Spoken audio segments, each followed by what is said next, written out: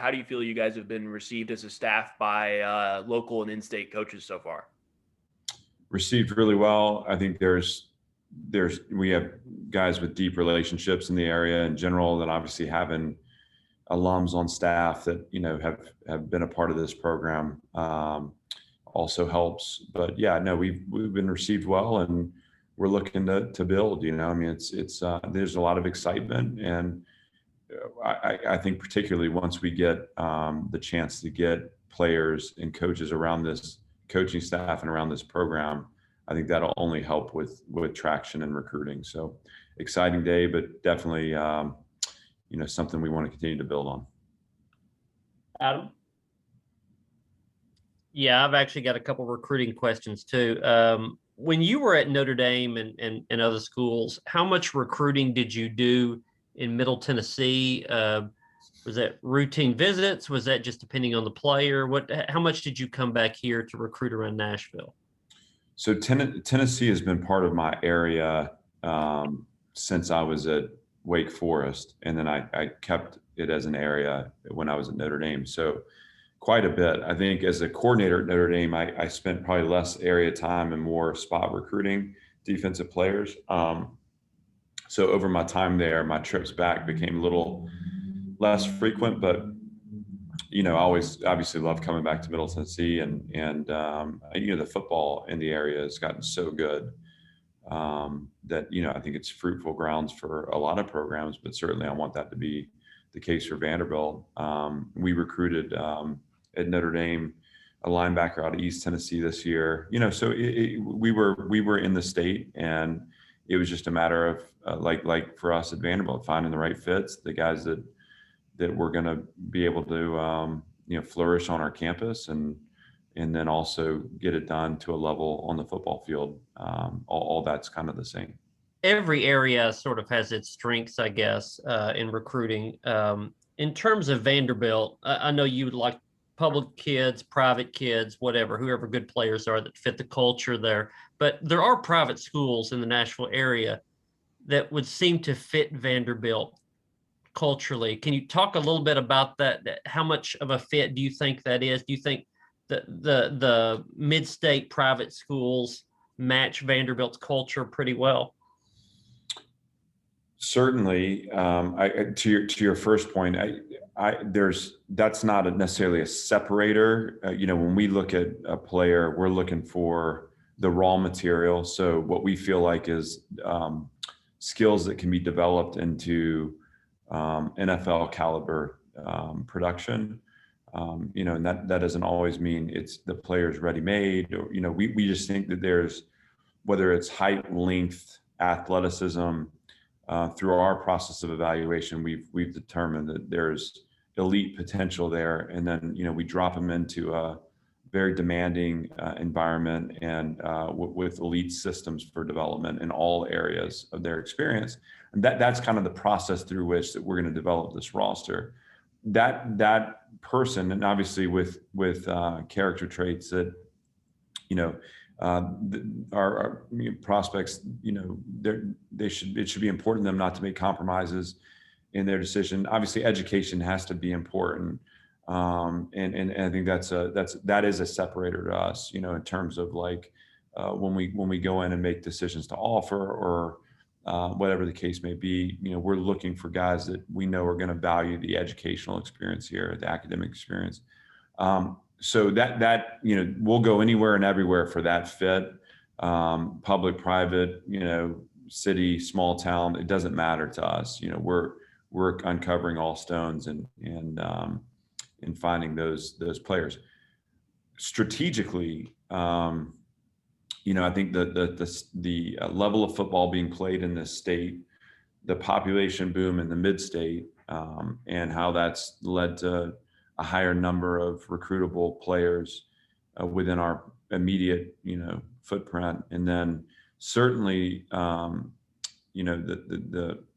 private high school programs that, have just risen to such excellence in the mid-state and in the state in general, honestly. I mean, all those things are exciting to me because, in some ways, someone who's chosen, or a family that's chosen to send their son to a private high school, has made the choice already, to understand how that can separate, and that is conducive to to making that choice again. So that's exciting to us, but certainly not something that we spend a lot of time on in terms of in our process of evaluation identification, because fits for us exist everywhere, and obviously there are a lot of really, really good public high schools, public high school football programs, public high school academic institutions with high achieving, high reaching players.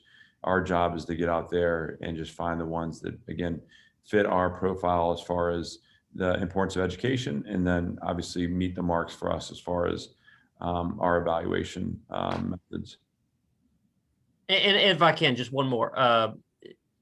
A lot of coaches find it frustrating that Vanderbilt has the high academic standards, that it's hard. The pool is so small compared to other SEC schools. But I would imagine Notre Dame and Wake and other places you've been are probably pretty similar, right, to those standards. I don't view that as that's a point of celebration for me, not a point of frustration. I think it gives us a chance to recruit a certain type of young person that, again, is high reaching, high achieving in all areas.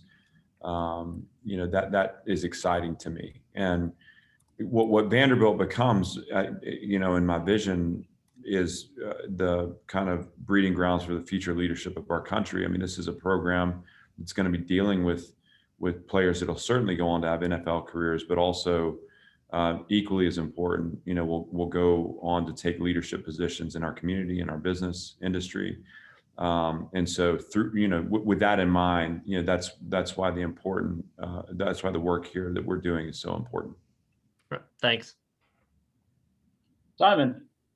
I'm sure this was asked weeks or months ago, but now that, recruiting has started back up, or at least commitments have started coming in yesterday, can you talk about the process of hiring Barton Simmons? I know you guys go way back. So how did that come to fruition? And now that recruiting is underway, what sort of role does he play, both recruiting and identifying the talent that you bring in? So Barton oversees our system for recruiting, meaning that there's multiple facets to that, right? There's the scouting aspect where we're looking for specific traits, physical traits, and also those aspects of character and academic performance. But Smoke Dixon is kind of directly responsible for that. He's got Darius Darden-Box and Brandon Jones working with him too. That scouting operation is really the starting point for both film evaluation, workout evaluation, point of attack tape, game tape. They spend their time grinding through films to determine who has the traits necessary for us to develop into elite level performance. Nick Valdesari oversees our kind of recruiting operation. He's the recruiting coordinator that has an on-campus component that Christina DeRuiter has just come on board. It's got an operations component that Coco Nelson oversees, but that's really more about the direct experience of the prospect when they're on our campus, but also some of the more important transcript evaluations, high school relations, those aspects of the recruiting process kind of funnel through them.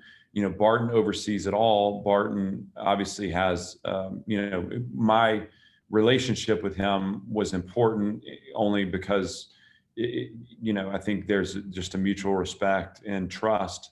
But I hired him not because he and I were really close. I hired him because he's an incredibly skilled evaluator. He's got a great perspective on the landscape of college football, and he's an outside the box thinker. And for me, in that role, I needed someone that understood the unique aspects of being at Vanderbilt, the advantages that we can compound over time to create separation for this program, and someone who had the discipline and the patience to see those processes through. So much of college sports is transactional, so much of it is short-term based.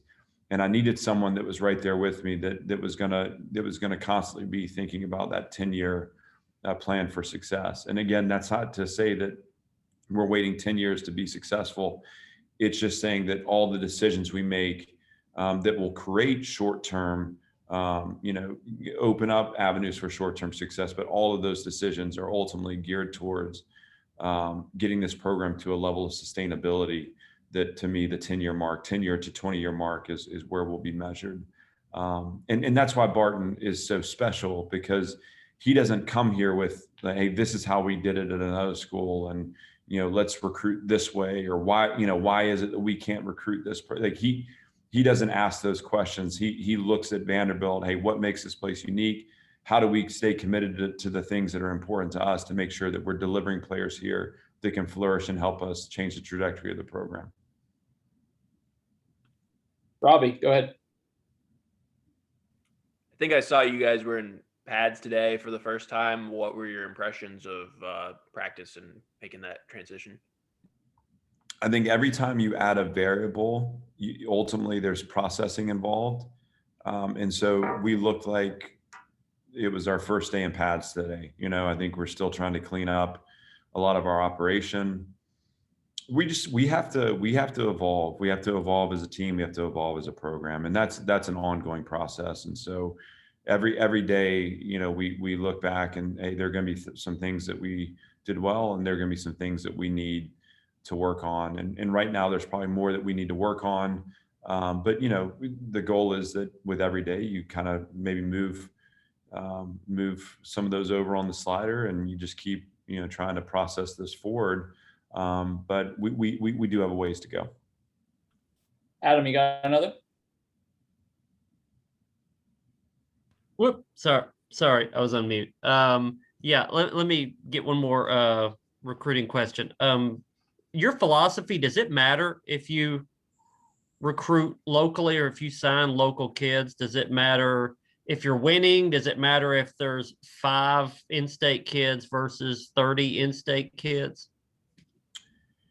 You have to be careful how you measure your recruiting performance with some of those kind of, ancillary components. What I believe to be true is there are a lot of really talented football players within a 5-hour radius of this campus. And I think early on, we can separate ourselves because of the access families will have to their sons as a part of this program.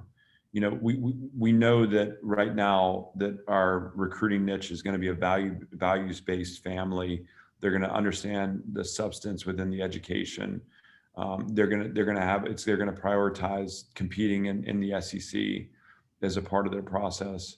Those are all kind of things that naturally make Vanderbilt distinguished. I think we're then counting on this component of fit to be important, where we establish deep relationships and they get a feel for, again, the heartbeat of our organization and our coaching staff. That's important too. Before we're recruiting to facilities, let's recruit to people. To me, that'll never change. We'll just have less to explain away, once the facilities are where they're going to be. And so ultimately for me, staying true to that, there are enough people within a 5-hour radius that we should be able to field a really competitive team. And that's what makes recruiting local so appealing. Obviously, to me, if we can stay in Nashville and in Middle Tennessee, you just create this. People know who you are. They know your program. They intimately know your program, and that's a great thing. However, we won't measure based on the number of hits we have in state or the number of hits we have locally. We're gonna measure based off, are the players we're delivering into this program able to flourish here, or do they have the developmental skills? And that'll be ultimately the matrix through which we judge our recruiting success. Thanks. Coach, before we let you go, I had one on Justin Lustig. Just how important has he been for you early on to help get this thing rolling? He's been invaluable. Justin has been such a high performing special teams coordinator. And so that part of our program, as we look to win in the margins, that obviously represents the margins, right? It's field position, it's possession, it's creating explosive plays. That's all been part of his resume as a special teams coordinator. But his role as the assistant head coach, he's a confidant to me. He's a guy that I lean on to just keep a pulse on, the direction we're heading. And if I have uncertainties about my messaging or, what the right what the right words are, or, the emotion behind the words, whatever. I mean, he's a great guy for me to sit down with and just talk about that. He's been a head coach before. He's been at a number of different programs, has a great perspective. He's a winner. I mean, that guy's a winner, and I value having him here, and it's been a lot of fun to grow that relationship on a personal level. Thanks much. We'll let you get back to work, Coach. Appreciate it. Thanks everyone for being here. We'll see you next time. All right. Hey, thanks so much, guys. Appreciate your time. Thanks.